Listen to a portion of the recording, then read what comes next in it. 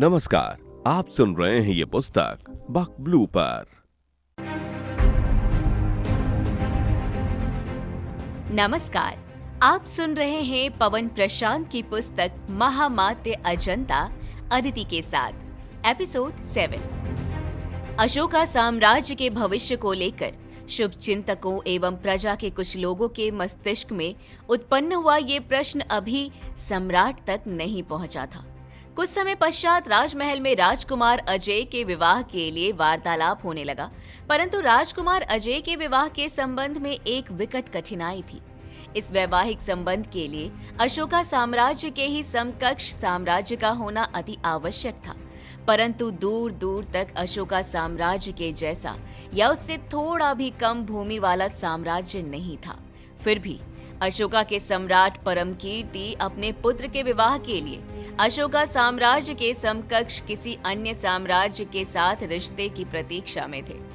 स्वयं के विवाह के संबंध में इस प्रकार की परिस्थितियां निर्मित होते देख राजकुमार अजय ने एक दिन विचार करते हुए स्वयं से ही प्रश्न किया कि क्या विवाह के लिए शासित भूमि का विस्तार देखना आवश्यक है।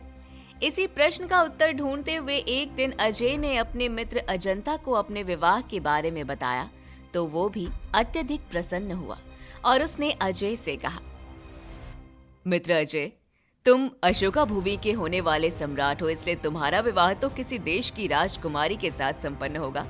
तो बताओ, किस देश की राजकुमारी का रिश्ता आया है तुम्हारे लिए। ये सुनकर राजकुमार अजय ने मुस्कुराते हुए कहा, अभी तो मुझे कुछ भी ज्ञात नहीं है, परंतु मित्र, जो तुम कह रहे हो क्या वो स्थायी है। मेरा ही क्यों, तुम्हारा विवाह भी तो किसी देश की राजकुमारी के साथ हो सकता है ना। ये सुनकर अजंता ने अति शीघ्र उत्तर देते हुए कहा, असंभव। अजंता का अति शीघ्र असंभव उत्तर सुनकर अजय ने भी शीघ्रता से पूछा, क्यों।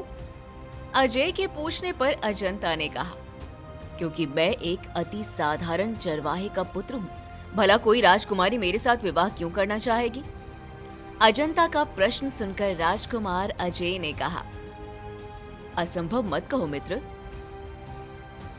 असंभव ही तो है मित्र, क्योंकि किसी देश की राजकुमारी से विवाह करने के लिए मेरा भी तो किसी देश का राजकुमार होना आवश्यक है, जैसे कि तुम। अजंता ने अपने मित्र अजय की ओर देखते हुए कहा। अपने बारे में सुनकर राजकुमार अजय ने कहा, तो क्या मित्र, तुम मुझे अन्य राजकुमारों की भांति मानते हो। क्या सभी राजकुमार मेरे जैसे होते हैं। राजकुमार अजय के ये प्रश्न सुनकर अजंता अपने मित्र को देखता रह गया, क्योंकि वो भली भांति जानता था कि इस संसार में उसके मित्र अजय की भांति कोई नहीं हो सकता। ये विचार करते हुए फिर उसने मुस्कुराकर अजय के प्रश्नों का उत्तर देते हुए कहा, प्रिय मित्र, तुम्हारी भांति इस संसार में कोई नहीं। अजंता के मुख से अपने बारे में ये सुनते ही अजय ने भी मुस्कुराते हुए कहा, ठीक इसी प्रकार तुम्हारे जैसा भी इस संसार में कोई और नहीं। तुम विशेष हो, इसलिए हो सकता है कि तुम्हारी इसी विशेषता से प्रभावित होकर किसी देश की राजकुमारी तुम्हें प्रेम करने लगे। अजय की बात सुनकर अजंता ने पुनः मुस्कुराते हुए पूछा, क्या ये संभव है। बिल्कुल संभव है। ये कहते हुए अजय अपनी बात पर अडिग रहे। मित्र अजय की अडिगता देखकर अजंता की मुस्कुराहट अब बहुत देर तक रहने वाली थी। अजंता की मुस्कुराहट देखकर राजकुमार अजय भी मुस्कुराने लगे। इसी मुस्कुराहट के साथ अजय ने पुनः कहा, ठीक इसी प्रकार मेरे स्वभाव में अपनत्व पाकर अगर कोई मुझसे प्रेम करे और वो किसी देश की राजकुमारी ना हो, एक साधारण स्त्री हो, तो क्या मैं उसका प्रस्ताव अस्वीकार कर पाऊंगा। ये कहते हुए राजकुमार ने अपने भीतर के प्रश्न का उत्तर अपने मित्र से ज्ञात करने का प्रयत्न किया और वो अजंता की ओर देखने लगे। अपने मित्र अजय का प्रश्न सुनकर अजंता भी उनकी ओर देखता रह गया और उसने बहुत सोच विचार कर अजय को देखते हुए उत्तर दिया, बिल्कुल भी नहीं, क्योंकि किसी के वास्तविक प्रेम को अस्वीकार करना उसे मृत्यु के घाट उतारने जैसा है। आशा के अनुरूप अपने मित्र का उत्तर सुनकर राजकुमार अजय अत्यधिक प्रसन्न हुए। राजकुमार अजय की प्रसन्नता को देख अजंता भी प्रसन्न हो गया। वास्तव में दोनों की मित्रता विशेष थी। दोनों के विचार जो एक प्रकार के थे। पुस्तकों के माध्यम से अर्जित किए ज्ञान के साथ साथ व्यवहारिक ज्ञान भी अति आवश्यक होता है। राजकुमार अजय महान अशोका साम्राज्य के होने वाले सम्राट थे, इसलिए कुछ दिवसों के पश्चात उनके पिता और अशोका के सम्राट परमकीर्ति ने अशोका साम्राज्य की भूमि के विस्तार क्षेत्र को जानने, इस भूमि पर रहने वाली प्रजा के सुख दुख को समझने और साम्राज्य के संचालन संबंधित अनुभव प्राप्त करने के लिए राजकुमार अजय को उनके मित्र अजंता के साथ साम्राज्य का भ्रमण करने का आदेश दिया। सम्राट का आदेश मिलते ही अगले दिवस के प्रातः काल दोनों मित्र भेष बदलकर अपने अपने राजसी अश्वों पर सवार होकर अशोका साम्राज्य के भ्रमण पर निकल पड़े। ये यात्रा कई दिवसों की होने वाली थी, क्योंकि अशोका साम्राज्य का विस्तार कई सैकड़ों मीलों तक फैला हुआ था। मार्ग में कई छोटे बड़े राज्य भी मिलने वाले थे जो अशोका साम्राज्य के अधीन रहकर शासन करते थे। इन राज्यों की प्रजा के सुख दुख का ध्यान रखना भी अशोका के सम्राट परमकीर्ति का उत्तरदायित्व था। भेष बदलकर भ्रमण पर निकले दोनों मित्र के लिए ये प्रथम अवसर था। स्वतंत्रता पूर्वक अति प्रसन्न होते हुए दोनों मित्र अशोका साम्राज्य के अधीन विभिन्न राज्यों की प्रजा से वार्तालाप करते हुए एवं कभी व्यापारी बनकर बाजारों और कभी सामान्य जन बनकर प्रशासन पर दृष्टि रखते हुए आगे बढ़ते चले जा रहे थे। आगे बढ़ते हुए दोनों मित्रों को 10 दिवस बीत गए, परंतु इन 10 दिवसों में उन्हें साम्राज्य की प्रजा का कोई दुख दिखाई नहीं दिया। साम्राज्य में प्रशासनिक व्यवस्था भी उच्च कोटि की थी। सम्राट परमकीर्ति द्वारा नियुक्त किए गए सभी प्रशासनिक पदाधिकारी सही ढंग से कार्य कर रहे थे। 11वें दिवस की सुबह राजकुमार अजय और अजंता अशोका साम्राज्य के अत्यधिक घने जंगल के मार्ग से अपनी यात्रा पर धीरे धीरे आगे बढ़ रहे थे। अपने साम्राज्य की कुशल प्रशासनिक व्यवस्था को देखते हुए राजकुमार अजय ने मित्र अजंता से कहा, पुस्तकों के अध्ययन से कहीं अधिक महत्वपूर्ण होता है व्यवहारिक अध्ययन। अपने मित्र की बात सुनकर अजंता ने पूर्णतः सहमत होते हुए कहा, सही कहा मित्र, जब तुम सम्राट बनोगे तो तुम्हें भी अपने पिता की भांति कुशल शासन करना होगा। अजंता की बात सुनकर राजकुमार अजय ने कहा, तुम्हारा कहना बिल्कुल सत्य है मित्र, परंतु अशोका साम्राज्य की प्रजा वर्तमान शासन पद्धति को देख ही रही है, इसलिए नए शासक से उसे नई आशाएं होती हैं। सकारात्मक परिवर्तन होना अति आवश्यक होता है, क्योंकि पीढ़ी दर पीढ़ी एक ही शासन व्यवस्था लागू करते रहना महान साम्राज्य की संस्कृति नहीं होती और शासकों की कुशलता नहीं मानी जाती। अपने मित्र की बात सुनकर अजंता को बहुत अच्छा लगा। वो अत्यधिक प्रसन्न हुआ और उसे अपने मित्र पर विश्वास हो गया कि वास्तव में उसका मित्र निकट भविष्य में कुशल और महान शासक बनेगा। इसी बीच कुछ क्षणों तक विचार करते हुए अजंता ने राजकुमार अजय से पूछा, मित्र, क्या तुम्हारे मन में कभी विश्व विजेता बनने का विचार आया है? विश्व विजेता बनने का प्रश्न सुनकर राजकुमार अजय अपने मित्र अजंता की ओर देखने लगे। मित्र अजय को आश्चर्य में देखकर अजंता ने कहा, विश्व विजेता जो संपूर्ण विश्व पर विजय प्राप्त कर ले। संपूर्ण विश्व पर विजय प्राप्त कर लेने की बात सुनकर राजकुमार अजय पुनः अपने मित्र की ओर देखने लगे। उन्हें विश्व विजेता का अर्थ ज्ञात तो था, परंतु वे इस विषय पर मौन थे। मित्र अजय का मौन देखकर अजंता ने पुनः कहा, तुम्हारी माँ के पिता महायोद्धा एरिक, वो भी तो विश्व विजेता बनने के अभियान पर निकले थे। ये सुनते ही राजकुमार अजय ने अति शीघ्र पूछा, फिर क्या हुआ?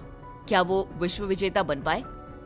राजकुमार अजय के प्रश्न का उत्तर देते हुए अजंता ने कहा, आचार्य जी ने पिछले दिवस उनके बारे में बताया था तो कि एरिक विश्व विजेता बनने के अभियान पर जब निकले तो उन्होंने कई राजाओं से युद्ध किए और उन पर विजय प्राप्त की। कई राजाओं और महाराजाओं ने तो महायोद्धा एरिक का नाम सुनकर उनसे भयभीत होकर बिना युद्ध किए ही अपने राज्य उन्हें सौंप दिए थे और उनके अधीन रहकर शासन करने लगे थे। तभी तो एरिक को महान कहा जाता है और शायद इस महानता के कारण ही वे विश्व विजेता कहलाते हैं। अपने नाना महायोद्धा एरिक के बारे में सुनकर राजकुमार अजय ने पूछा, महान कहलाते हैं? क्या सिर्फ युद्ध करके या भयभीत करके राज्यों पर विजय प्राप्त करने वाला ही विश्व विजेता बन सकता है। विश्व पर विजय प्राप्त करने का क्या कोई दूसरा मार्ग नहीं है मित्र? विश्व विजेता बनने के लिए युद्ध के अतिरिक्त दूसरा मार्ग पूछने पर अजंता अपने मित्र राजकुमार अजय को देखता रह गया। इस प्रश्न का उत्तर ज्ञात करने के लिए वो अपने मन में विचार करने लगा। आगे बढ़ते हुए इसी मध्य दोनों मित्रों के कान में किसी प्रकार की तेज ध्वनि सुनाई देने लगी। तेज ध्वनि सुनकर दोनों मित्रों ने एक दूसरे को देखा। शायद उन्हें ज्ञात हो गया, इसलिए वे तीव्र गति से उस ओर बढ़ने लगे और देखते ही देखते वे एक छोटे से जल प्रपात के निकट पहुंच गए। तब अपने अपने अश्वों पर सवार दोनों मित्रों ने आकाश की ओर शीश उठाकर ऊंचे जल प्रपात को निहारा। अत्यधिक सुंदर दृश्य था ये, जिसे देखकर राजकुमार अजय और अजंता अत्यधिक प्रसन्न हो गए। एक ऊंची चट्टान से जलधारा बहकर तीव्र गति से नीचे की ओर गिर रही थी। नीचे गिरकर वो एक छोटी सी नदी का रूप बनाकर कल कल करते स्वर में अपनी दिशा में बही चली जा रही थी। यहाँ चारों ओर ऊंची ऊंची चट्टानें थी, उन पर हरियाली थी। नीचे भूमि पर बहुरंगीय पुष्पों एवं मीठे फलों से लदे वृक्षों पर चहचहाहट का शोर करते विभिन्न प्रकार के पक्षी इधर से उधर उड़ान भर रहे थे। यहीं निकट में सुंदर मृगों एक समूह शांत भाव से नदी के किनारे पर खड़े होकर जल पी रहा था।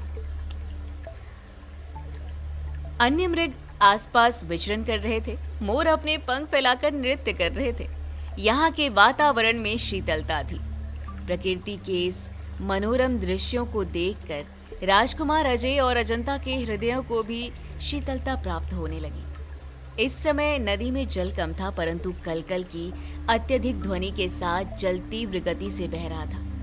नदी के बहते हुए स्वच्छ जल को देखकर दोनों मित्रों को भी प्यास लग गई। वे शीघ्र अपने अपने अश्वों से नीचे उतरे और जल पीने के लिए नदी के किनारे की ओर जाने लगे। नदी के करीब आकर दोनों मित्रों ने नदी में देखा तो उसके स्वच्छ जल में अपने प्रतिबिंब देखने के अतिरिक्त उन्हें रंग बिरंगी सुंदर और छोटी मछलियां भी दिखने लगी। वे जल में तेजी से इधर उधर विचरण कर रही थी। जल इतना स्वच्छ था कि नदी की सतह में पड़े विभिन्न रंगों के पत्थर भी स्पष्ट दिखाई दे रहे थे।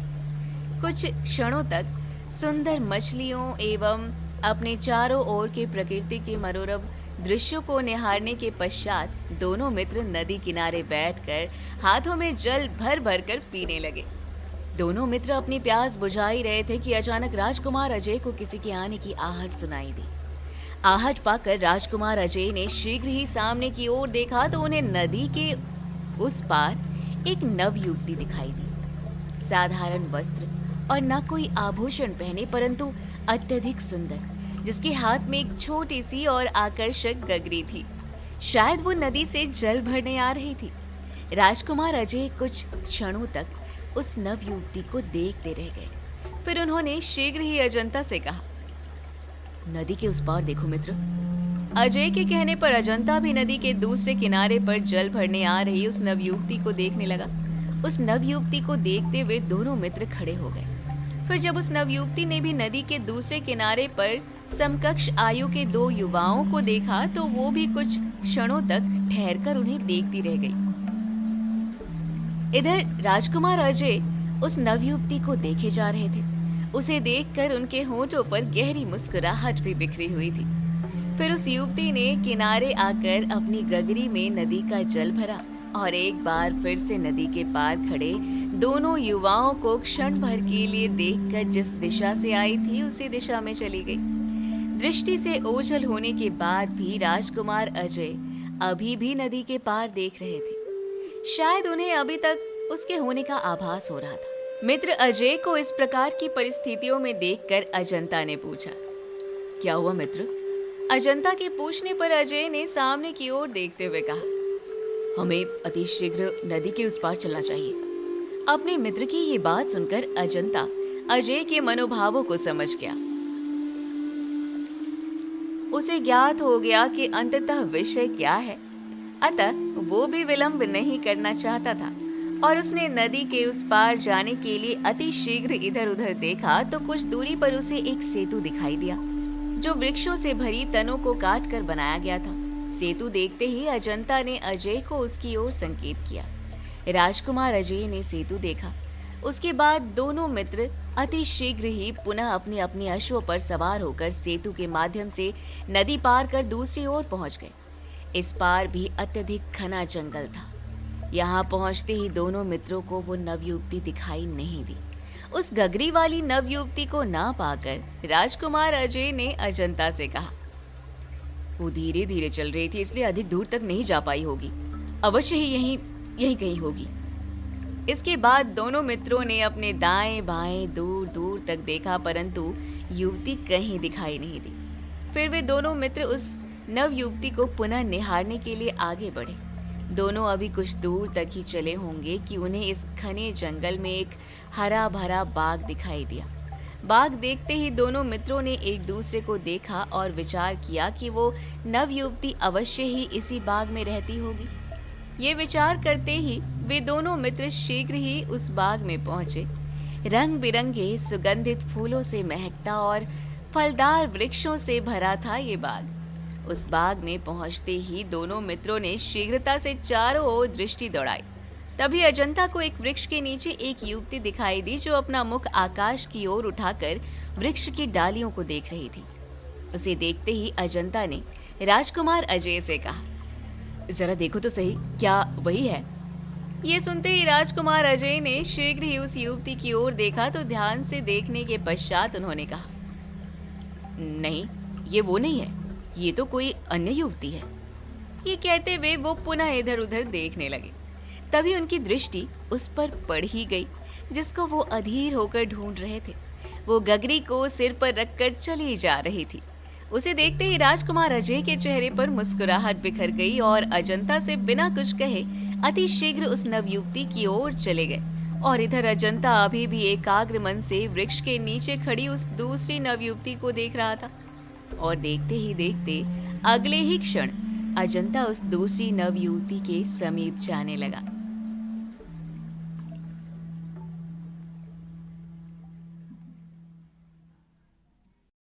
अभी आप सुन रहे थे ये पुस्तक बक ब्लू पर।